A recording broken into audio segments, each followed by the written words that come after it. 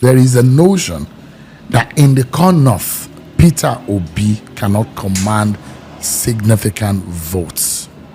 They say, they there. Oh, they say when they used to put it in picture, I can't even remember that. Make them they there, let them be dreaming. That's a fallacy. That's what they want to believe. But it's not like that at all.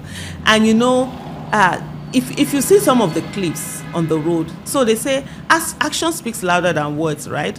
And the way you make people feel, it's a whole lot more than even the words that you gave out. And Mr. Peter Obi has been able to do that.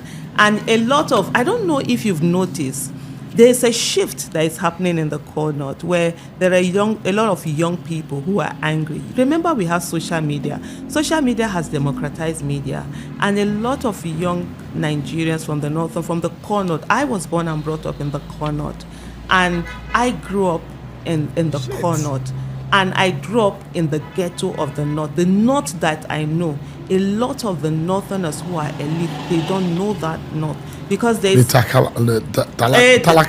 The Talakawas. I grew up among the Talakawas. I was one of the Talakawas. Like I said to people, haihuwar Kano, girman Kano, Hausa kamar jakar Kano.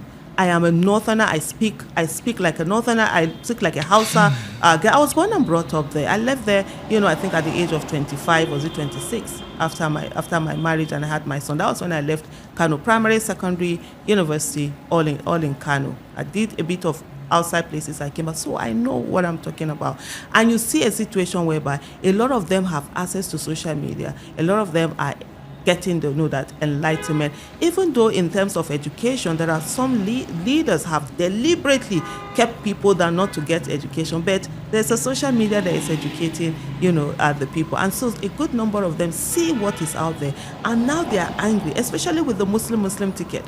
The Muslim ticket, and I don't know if you've seen a lot of Malams who are now talking about it, against it. The same people who were talking about it. I was told that I wasn't a Muslim because I said I was not supporting a Muslim ticket, because I said that's injustice. Islam does not support injustice. Islam is always about what is just in every way whatsoever. You can't have the same people, 50 of different this, and you say you're going to choose one side of it. And so there are more Malams who are speaking against the Muslim ticket. A lot of young people are saying that they were deceived and not again. During the end bad governance, protest, there was a situation whereby some Malams in the mosque during Friday were almost lynched when they started talking about that people should not go and protest. So there's a silent revolution that is building up. And I can tell you something. One thing that people don't really understand, in the north, the people have more control over the leaders, even though it doesn't look that way, than the other way around. Let me explain to you. So because they know that if there's a revolution to ever happen in this country, real revolution that everybody is saying, you'll be shooting people, some are falling and people are stepping over and going, it will be in the corner.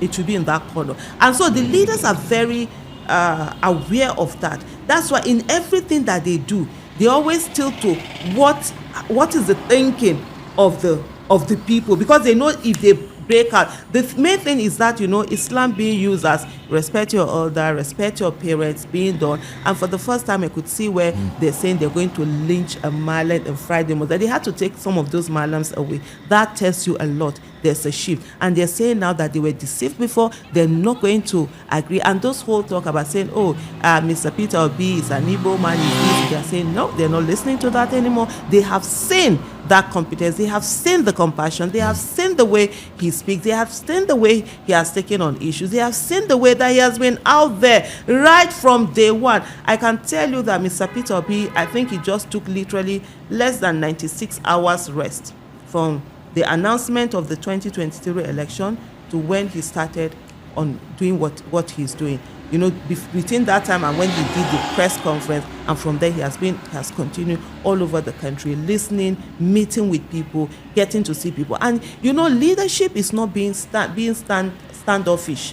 Leadership is about you being with your people seeing you, your people being able to have conversations with you and bring your problems to you. I remember there was a meeting that we had with some people, with some leaders from the northern part of Nigeria, and one of them was talking about I think, was it Adama or something, about their environment, how snakes, they have their own epidemics of snakes, snakes bite, people can't afford it, what's it called now, the anti-venom, to take care of snake bites and all of that.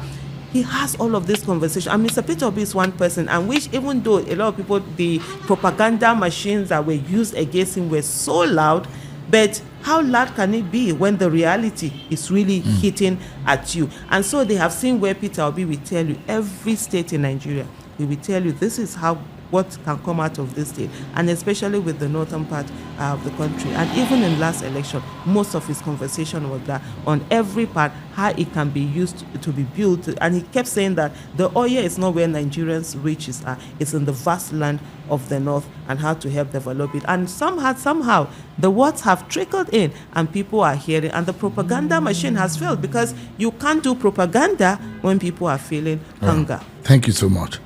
But I'd like you to look into the camera and talk to those who feel they didn't get the kind of result they were hoping to get in 2023. So they don't care. What do you tell these people as to the future of this country and the 2027 election? Those who have given up and said, the election didn't go my way, I voted in this pattern, but it never went my way. What would you be telling them, the young people of this country?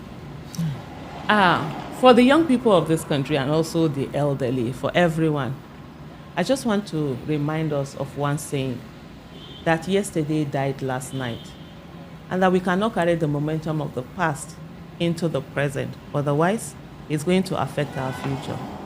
I know all of us were pained at what happened in 2023. There are people who were in their 70s, and that was their first time of voting. And I feel your pain. We did everything that we could have done. We trusted the system. We stayed on. And yet, the election was rigged. It's painful. But guess what? The results at the end of the day is not in our control.